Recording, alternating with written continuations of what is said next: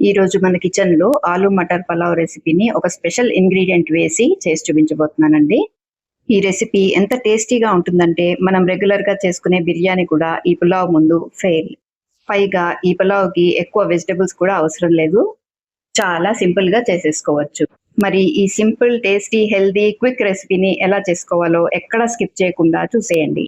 ముందుగా ఈ పలావ్ చేసుకోవడానికి ఒక పెద్ద ఇలాయచి, 4 లవంగాలు, 3 చిన్న ఇలాయచి, హాఫ్ టీ స్పూన్ మిరియాలు, ఒక బిర్యానీ ఆకు, 1 టీ స్పూన్ జీలకర్ర, ఒక అనాస పువ్వు, 2 ఇంచుల దాల్చిన చెక్క అవసరమవుతుంది.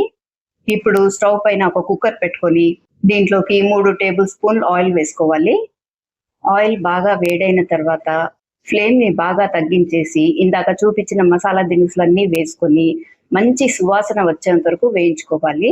ఇవన్నీ బాగా వేగిన తర్వాత ఒక మీడియం సైజ్ ఉల్లిపాయను తీసుకొని వీడియోలో చూపించిన విధంగా కట్ చేసుకొని వేసుకోవాలి. ఈ ఉల్లిపాయల్ని మీడియం ఫ్లేమ్ లో కొద్దిగా రంగు మారేంత వరకు వేయించుకోవాలి. మరీ ఎక్కువగా బ్రౌన్ గా అవనవసరం లేదండి. వీడియోలో చూపించిన విధంగా ఉంటే సరిపోతుంది. ఆ తర్వాత దీంట్లోకి 2 టొమాటోలని పెద్ద పెద్ద ముక్కలుగా కట్ చేసి వేసుకుంటున్నాను. వీటిని కూడా 1 నిమిషం పాటు వేయించిన తర్వాత ఒక టేబుల్ స్పూన్ వరకు అల్లం వెల్లుల్లి పేస్ట్, 1 టీ స్పూన్ ఉప్పు వేసుకోవాలి. ఉప్పు వేయటం వల్ల టొమాటోలు తొందరగా మెత్తబడతాయి. మీరు గనక మొదటిసారి నా వీడియో చూస్తున్నట్టయితే ఒక లైక్ చేసి సబ్స్క్రైబ్ చేసుకోండి. పక్కనున్న బెల్ సింబల్ ని ప్రెస్ చేయండి. ఇప్పుడు ఫ్లేమ్ ని సిమ్ లో పెట్టేసి కుక్కర్ పైన మూత పెట్టండి. మూత కంప్లీట్ గా మూయకుండా కొంచెం గ్యాప్ పెట్టేసేయండి. ఆ తర్వాత ఒక బౌల్లోకి 2 కప్స్ బాస్మతి రైస్ తీసుకుంటున్నాను. మీరు నార్మల్ రైస్ కూడా వాడుకోవచ్చు. ఈ రైస్ ని 2-3 సార్లు బాగా కడిగేసి పక్కన ఉంచేసేయండి. మనం కుక్కర్ లో వండుతున్నాం కదా, అందుకనే వీటిని నానపెట్టక్కర్లేదండి, డైరెక్ట్ గా వాడుకోవచ్చు. ఇప్పుడు మూత తీసి చూపిస్తున్నాను చూడండి. ఆనియన్స్, టొమాటో చాలా బాగా కుక్ అయిపోయాయి.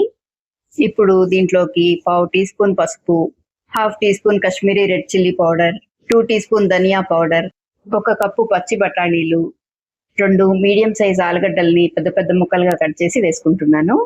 వీటన్నిటిని మీడియం ఫ్లేమ్ లో 2 నిమిషాల వరకు వేయించాలండి. ఇలా చేయటం వల్ల ఆలుగడ్డలు కొద్దిగా వేగి చాలా టేస్టీగా ఉంటుంది పలావ్. ఇప్పుడు దీంట్లోకి 1 టీ స్పూన్ గరం మసాలా, మన special ingredient 1 tablespoon pav bhaji masala, ఇంకా 2 పచ్చిమిరపకాయల్ని మధ్యకి చీల్చి వేసుకుంటున్నాను. ఆ తర్వాత 1 టీ స్పూన్ కసూరి మేతిని 2 చేతులతో ఇలా నలిచి వేసుకుంటే ఈ పలావ్ కి మంచి టేస్ట్ వస్తుంది. ఇప్పుడు వీటన్నిటిని లో ఫ్లేమ్ లో బాగా కలుపుతూ ఒక 1/2 నిమిషం పాటు వేయించాలి. ఆ తర్వాత మనం ముందుగానే కడిగి ఉంచుకున్నాం కదా, ఆ బాస్మతి రైస్ ని కూడా వేసేసుకోవాలి. ఇంకా 1 టేబుల్ స్పూన్ నెయ్యి వేసుకొని 1 నిమిషం పాటు ఈ రైస్ ని బాగా వేయించారనుకోండి, ప్రతి బియ్యపు గింజకి ఆ నెయ్యితో కోటింగ్ ఏర్పడి భలే రుచిగా ఉంటుంది అనుకోండి. ఈ స్టెప్ కంపల్సరీ అండి, లేకపోతే అన్నం ముద్దగా అయిపోతుంది. 1 కప్పు రైస్ కి 1.5 కప్స్ వాటర్ చొప్పున, మనం 2 కప్స్ రైస్ తీసుకున్నాం కదా, అందుకనే 3 కప్స్ వాటర్ వేస్తున్నానండి. స్టార్టింగ్ లో మనం 1 టీ స్పూన్ సాల్ట్ వేసుకున్నాం కదా, ఇప్పుడు 1.5 టీ స్పూన్ సాల్ట్ వేసుకున్నాను. ఆ తర్వాత కొత్తిమీరని సన్నగా కట్ చేసి వేసుకొని ఒక సగం నిమ్మ చెక్కని పిండుకున్నానండి. నిమ్మరసం వేయటం వల్ల అన్నం పొడి పొడిలాడుతూ వస్తుంది. ఆ తర్వాత కుక్కర్ మూత పెట్టేసి హై ఫ్లేమ్ లో 2 విజిల్స్ వచ్చేంత వరకు కుక్ చేసుకోవాలి. ఈ రెసిపీ లంచ్, డిన్నర్ కే కదండి, పిల్లలకి లంచ్ బాక్స్ లో పెట్టి ఇవ్వడానికి కూడా చాలా బాగుంటుంది. 2 విజిల్స్ వచ్చి కుక్కర్ బాగా చల్లారిన తర్వాత తీసి చూపిస్తున్నాను చూడండి. అన్నం చాలా బాగా కుక్ అయిపోయింది. మనం వేసిన ఆలుగడ్డ ముక్కలు కూడా చూస్తున్నారు కదా, చాలా బాగా కుక్ అయిపోయినాయి. మనం నిమ్మరసం వేయటం వల్ల ఒక్కొక్క మెతుకు విడివిడిగా కనిపిస్తోంది, చూసారు కదా అన్నం ఎంత పొడిపొడిలాడుతూ వచ్చిందో. మీరు ఈ పులావ్ ని యాజ్ ఇట్ ఈస్ తిన్నా చాలా బాగుంటుంది.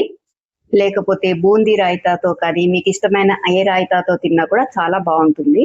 మీరు కూడా ఈ రెసిపీని తప్పకుండా ఒకసారి ట్రై చేసి మీ ఫీడ్బ్యాక్ ని కామెంట్ సెక్షన్ లో షేర్ చేయండి. మరొక మంచి రెసిపీతో మరో వీడియోలో తప్పకుండా కలుద్దాం. Thank you for watching.